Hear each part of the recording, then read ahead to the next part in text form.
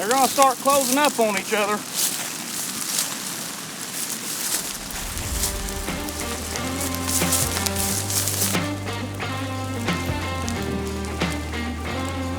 I gotta go.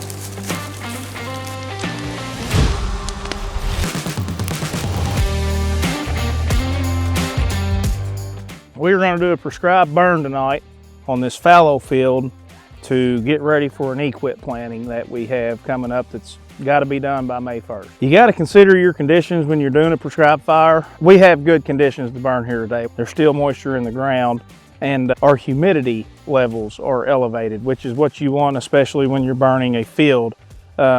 With fields, you'll get a lot of ambers and hot spots in the air that can set spots. The higher the humidity, the less chance you have for that to happen. And on this burn unit, which is this field, we've done a couple of things. So I came in and mowed an extra wide buffer around everything we plan to burn. And what that's gonna do is even if the fire gets in some of this heavier cover and starts to run, as soon as it hits that mowed strip, it's gonna slow down considerably. Give it to me, cha-ching! We came in behind that and put a 10-foot ring of mineral earth, just dirt, on the outside edges and our most problem spots. We didn't have to do it everywhere because we had enough green natural barriers, but we wanted to protect our neighbors and we wanted to protect our pastures, so we disc strips to act as the main fire break, but it's almost a secondary fire break because with our humidity being where it's going to be today, I think a lot of our fire will put itself out as soon as it gets out of this heavier fuel that's easier to carry. Nothing quite like a February burn. February burn. It's my second burn ever, and the last one was, pretty uneventful. Philip kind of kept it all in control. We do not have Philip here to keep us contained, so I feel like it's going to be hot. I feel like, we may get a little wildcat on us. I'm looking forward to it personally. It's going to be hot. One important thing to keep in mind when you're burning, let the authorities know, call dispatch. A lot of times I've been on those burns where the proper channels weren't taken to notify the right people. A concerned neighbor sees a fire on the ground and the fire department comes rolling in. So call dispatch and either give them the address or a close point that they can reference. Morganfield Dispatch. Yeah, this is Matt Young. I wanted to call and report a prescribed fire that we're going to be doing at 6 p.m. Okay. Do you have an address for me? Morganfield, Kentucky. Okay. Do you guys have a water source? We do. We have a sprayer in the Ranger. All right. Are you going to give us a call and let us know when it's extinguished? I certainly will. All right. Thank you, sir. Thank you. Once that fire's out, call them and let them know that you have completed your burn, because you don't want them thinking that you're still running deep into the night. When you're at home in bed, another fire might spring up somewhere in the same area and they disregard it completely. So always call before and after you drop any fire on the ground, and it's also good practice to notify your neighbors and let them know as well. So we got 40.5% relative humidity, wind is 3 miles per hour out of the south-southwest. So we're gonna move pretty quick here in the next 10 minutes to get this fire on the ground. As that relative RH, the relative humidity starts coming up, that fire will start going out. So we're gonna make the best use of our time while we're here. So we've got a south-southwest wind, which is dead that way. Earlier, I think it was more right at southwest. So our winds are doing this. So this will be our primary backing line. This is actually really good because that's the neighbor's property. Everything that way is on me. If that burns, not that big a deal. We can't burn that. So we're gonna monitor this line really good. Once this little cube, that we got mowed strips here, so I don't think the fire will actually carry through it real good. Once this is all black, burning everything on the other side of the pond should be good, because there's not gonna be any more fuel for fire to get to.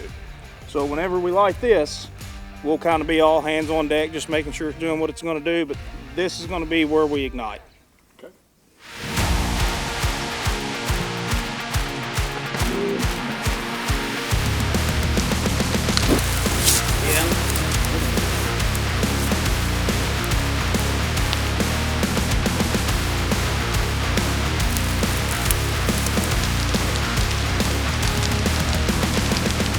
I'm really excited.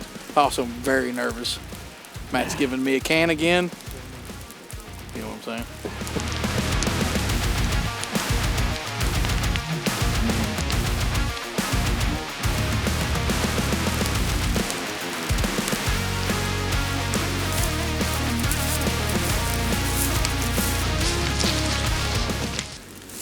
I gotta go.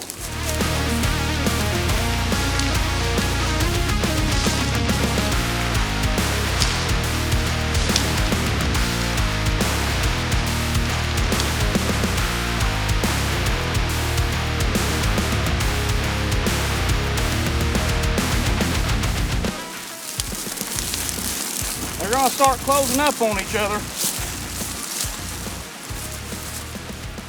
So the reason that we are burning this here today, again, is for that EQIP application that I had approved last year. We are planting a pollinator blend in here, which is gonna do two things. It's gonna give me great cover, much better than what's out here now as it's just set in fallow, but it's gonna also provide a good food source. And the reason that I'm doing that is basically the neighbors. I used to have a very, very good little travel corridor here as deer would travel from one farm to the other. This whole farm's only 40 acres, so I don't have a whole lot to work with.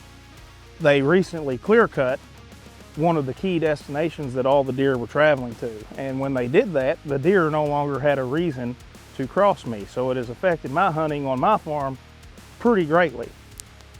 I'm not saying that this is going to 180 that, but I think I will definitely start holding more deer more throughout the hunting season because we are in ag country. When deer season comes in, there's no cover hardly anywhere around here. So this is a diversity factor in this area. There's no farms close by that will have what we're doing here. So it should help our hunting, and that is the reason that we are doing this.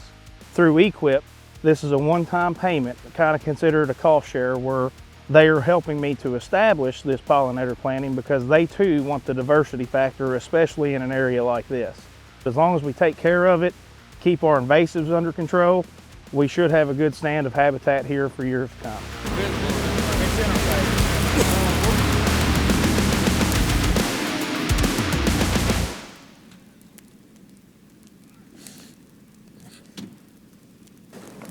When we started on the other end, the wind was in our face and we thought we was going to be sending head fire to it. We've gotten more of an east draw now, which puts the wind in our face on the complete opposite corner. So luckily we got all of that contained where we wanted it. It did great. We just had to back up, punt, and move this unit a little bit. So we're starting with the backfire. We did not want to send a head fire here because our horse field's right here. Don't think it would burn, but don't want to risk it.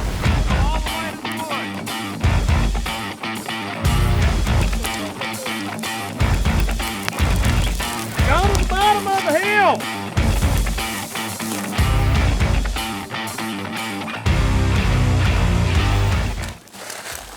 Talk about me just loving fire. I feel like you really are passionate about it. Oh, I'm a pyromaniac. You get a little squirrely. Huh? You get a little squirrely around fire. I like fire. I'd let it catch me on fire. That's how much I like fire. I just like burning anything. Trash, field, timber. Just let me burn it. Sofa. Sofa. Stuff like that. Yeah, you gotta pick the metal off like sofas and recliners and stuff like that. I don't like doing that crap, but I'll burn something. If somebody will pick the metal up after I burn a sofa or recliner, I'll burn it all day. You're starting to sound a little bit like an arsonist. I don't know about all that. All right, man. Like I feel like I don't want to hurt nobody. Sorry, fire boss right here. What? No, please continue. I don't want to hurt nobody. I just like fire. All right, well, I'm gonna need you to not like it. Put it out. And put it out if it gets to you. If it gets to me, it's going out. Maybe actually take a couple steps forward. If you start putting it out right there, we'll have it out by the time it gets to where you are. All right. Yeah. I wish a fire. You wish a fire would. It's got a hole in it. You see it? That's aerodynamic. Aerodynamic.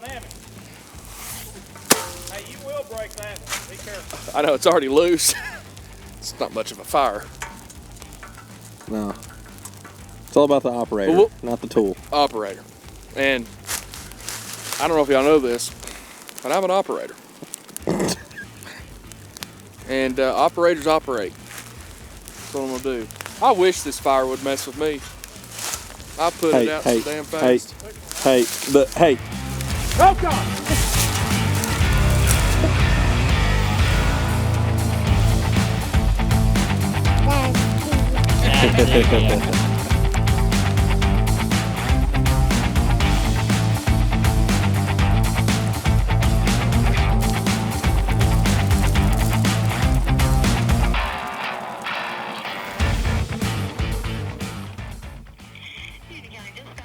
Yes, ma'am. This is Matt Young. I had called with a prescribed fire a couple hours ago, about 3 hours ago. Okay, on 758. Yes, ma'am.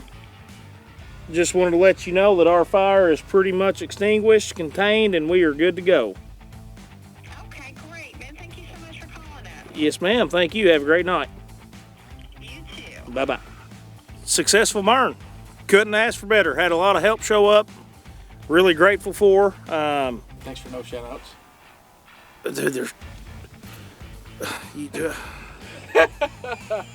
Hunter Boone, Justin Mason, Tyler Hafford, a couple of really good friends of mine, Nathan Elder, Tyler Hendrickson, Justin Sheffer. They all came out and helped, and I'm grateful for the help because this early burn did much better than I thought it would, because even though the humidity was high, there was still plenty enough fuel to burn without much green stopping it. So without the help, I would not have been able to do this tonight. We achieved our goal. We will spray this here in the coming weeks once we get the green up, and I think we're going to have a really successful EQIP planting, and that was the whole reason for tonight.